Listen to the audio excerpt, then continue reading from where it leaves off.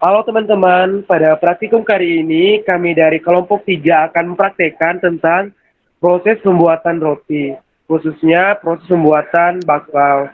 Di sini kami dari kelompok 3 ada 8 orang. Yang pertama ada Abi Laksono, kemudian ada Andien Setia, Carlos Jonathan, Nikma Kurniati, Krisdawati Naibaho, Safira Arta, Tamam Atala, dan saya sendiri Antonius Lahagu. Perkenalkan, nama saya Carlos Jonathan Manurung, NIM 119330082 dari kelompok 3. Hari ini saya akan membuat pembuatan roti, yaitu bakpao. Di sini bahannya ada air putih, gula pasir, ragi, mentega 1 sendok makan, dan di sini sudah dibagi 3 tepung terigunya. Untuk konsentrasi ragi yang digunakan yaitu pertama 1%, 2 1,5, ketiga 2%.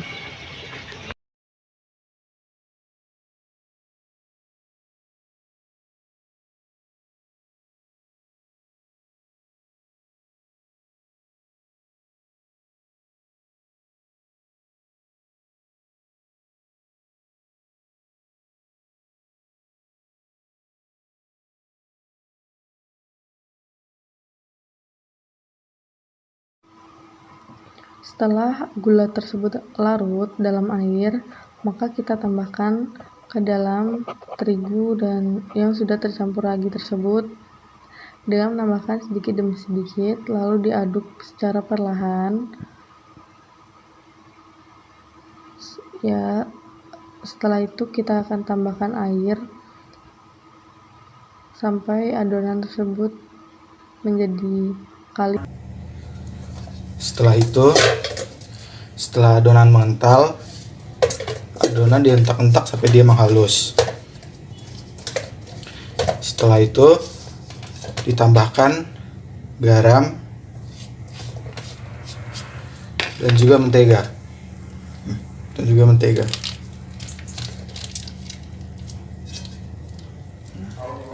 Setelah itu diaduk-aduk lagi, dientak-entakkan lagi adonannya sampai dia menjadi halus.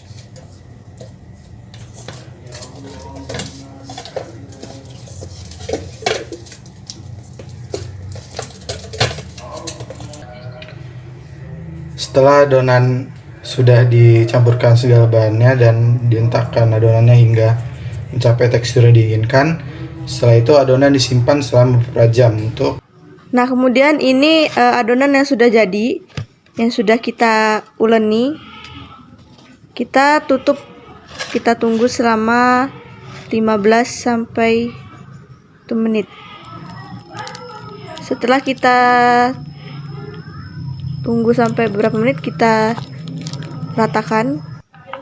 Nah, setelah rata, ini kita bisa diamkan dulu beberapa menit.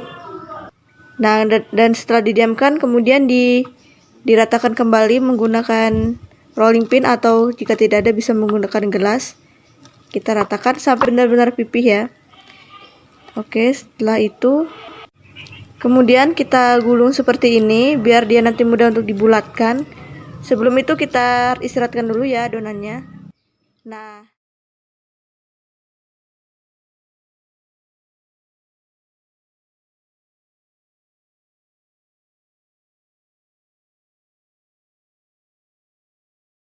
Selanjutnya adonan kita kukus. Kita tunggu hingga mengambang atau mengembang.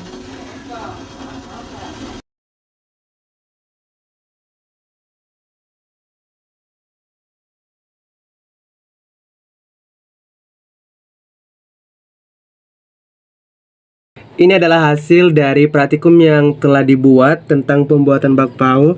Di sini kita bisa mengetahui pengembangan dari setiap adonan yang telah dibuat, mulai dari persentase ragi yang 1%, yaitu dengan tinggi 2,5 cm mengalami kenaikan tinggi yaitu sebesar 0,5 cm. Kemudian untuk lebarnya sendiri, panjangnya sendiri itu ada 6 cm mengalami kenaikan yaitu 1 cm, dan untuk lebarnya yaitu 4,5 cm lebarnya tidak mengalami panjang ataupun penambahan. Kemudian untuk adonan yang kedua dengan persentase ragi 1,5%, yaitu tinggi 2%, tidak mengalami kenaikan. Kemudian panjangnya yaitu 5, mengalami kenaikan penambahan panjang sebesar 1 cm, dan lebar yaitu 4,5 cm, mengalami kenaikan sebesar 0,5 cm. Sedangkan untuk yang terakhir dengan persentase ragi 2%, untuk tinggi sendiri tidak mengalami kenaikan yaitu sebesar 1,5 cm seperti yang sebelumnya. Kemudian untuk lebar menjadi 7 cm dari 5,5 cm, artinya mengalami penambahan lebar sebesar 1,5 cm. Sedangkan untuk panjang sendiri yaitu 6,5 cm, yang artinya mengalami penambahan panjang sebesar 0,5 cm. Terima kasih. Selanjutnya, setelah dilakukan pengukuran, kita mengamati sifat organoleptik dari bakpao ini. Yang pertama, dengan konsentrasi 1%, kita dapat melihat warnanya itu sedikit kuning dengan tekstur yang lembut dan aroma seperti bakpao pada umumnya. Selanjutnya dengan konsentrasi yang kedua, di mana kita dapat melihat warnanya juga sedikit kuning dan untuk aromanya seperti bakpao pada umumnya, dan untuk teksturnya dia sedikit keras atau sedikit kasar. Terus yang ketiga, konsentrasi 2%, di mana kita lihat untuk teksturnya itu sangat keras, untuk aromanya seperti bakpao, dan untuk warnanya juga kuning. Terima kasih. Udah.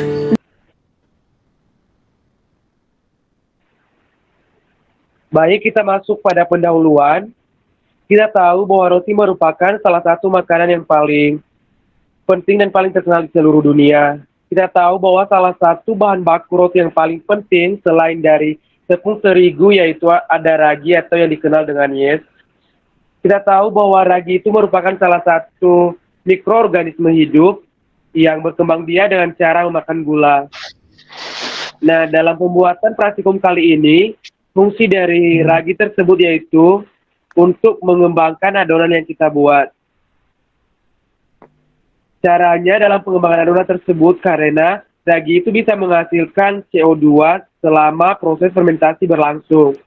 Gas CO2 ini nanti yang akan terperangkap dalam jaringan gluten yang bisa menyebabkan roti menjadi kembang.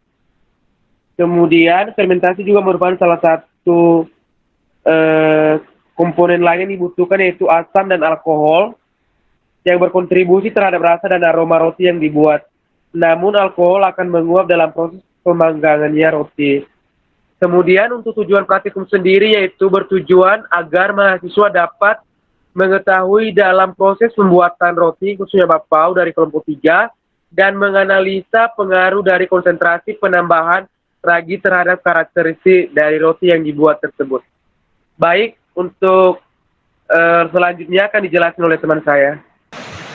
Berikut ini tabel hasil pengawatan bakpao dengan pertama itu ada sampel dan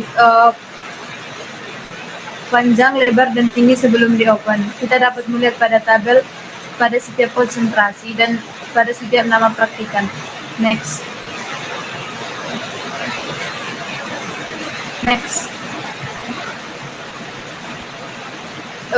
Pada tabel yang kedua, yaitu tabel hasil pengamatan organoleptik, di mana uji organoleptik itu mencakup aroma, warna, tekstur, rasa, dan kita bisa melihat pada fotonya. Next.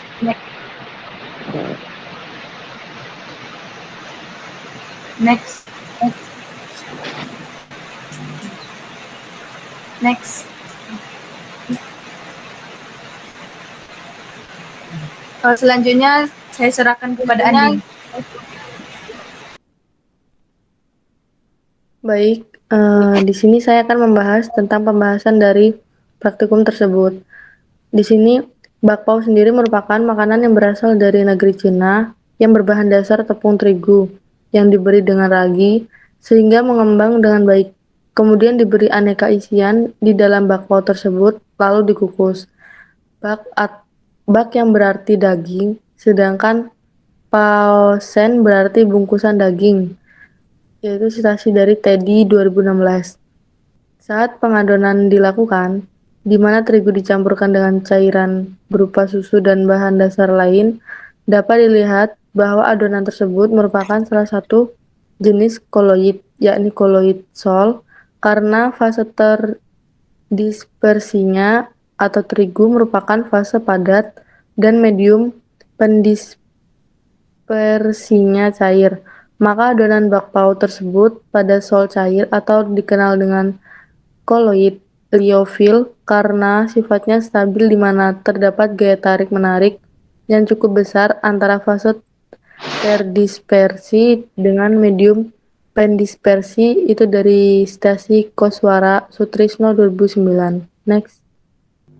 Di sini bakpao yang telah dicampur dengan ragi dan hasilnya mengembang, termasuk pada buih padat karena ragi yang dimasukkan ke dalam campuran mengeluarkan gas CO2 sehingga terdapat gelembung-gelembung udara.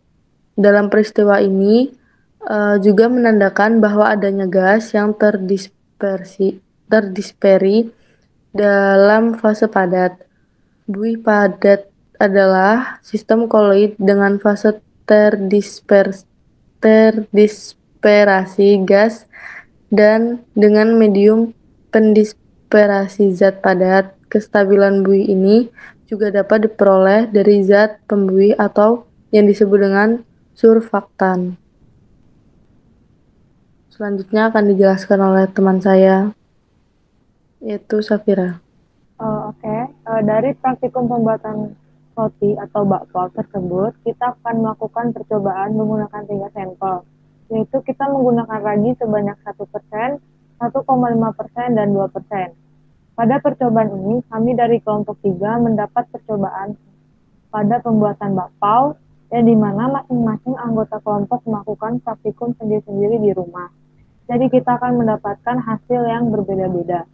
Yang pertama, pada pembuatan roti atau bakpao, menggunakan ragi pada konsentrasi 1%, yaitu sampel sebelum di oven, didapatkan panjangnya sebesar 6, cm, 5 cm, 4,7 cm, 4 cm, dan lebar 7, cm, 4,5 cm, 3,8 cm, 3 cm, dan tinggi 1,1 cm, 2 cm, 2 cm, dan 2,5 cm. Pada sampel sesudah di oven didapatkan panjang sebesar 6 cm, 6 cm, 5,3 cm, 5 cm, lebar sebesar 5 cm, 5 cm, 4,9 cm, 5,9 cm, dan tinggi 2,5 cm, 2,5 cm, dan 2,3 cm, dan 4, cm pada tiap ragi yang berbeda-beda. Selanjutnya akan dijelaskan oleh Yanto. Baik, yang kedua yaitu pada pembuatan roti bakpao dengan menggunakan ragi pada konsentrasi 1,5%, yaitu sampel sebelum dimasukkan dalam oven didapatkan panjangnya sebesar 7,5 cm, kemudian lebar 4 cm, dan tinggi 4 cm. Lebarnya sebesar 7 cm, 4 cm, 4,2 cm, 3,2 cm, dan tingginya sebesar 1 cm, 2 cm, 2,5 cm, 2,5 cm.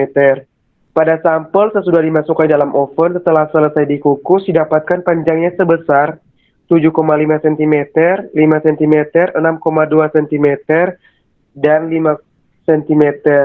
Kemudian untuk lebarnya sendiri yaitu sebesar 6,5 cm, 4,5 cm, 5,3 cm, dan 4 cm. Dan tingginya sebesar 3, cm, 2,5 cm, 2,8 cm, dan 5 cm.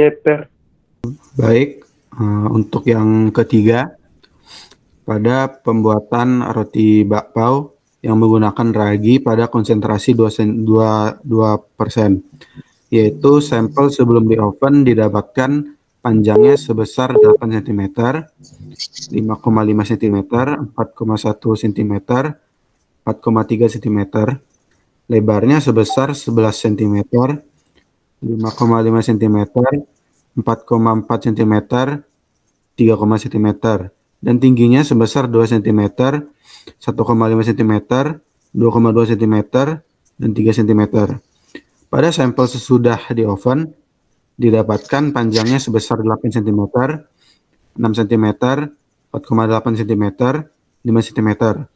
Lebarnya sebesar 7 cm, 7 cm, 5,8 cm, dan 3,7 cm. Dan tingginya didapatkan sebesar 4 cm, 1,5 cm, 2,6 cm, dan 4,2 cm. Terima kasih, saya kembalikan pada teman saya.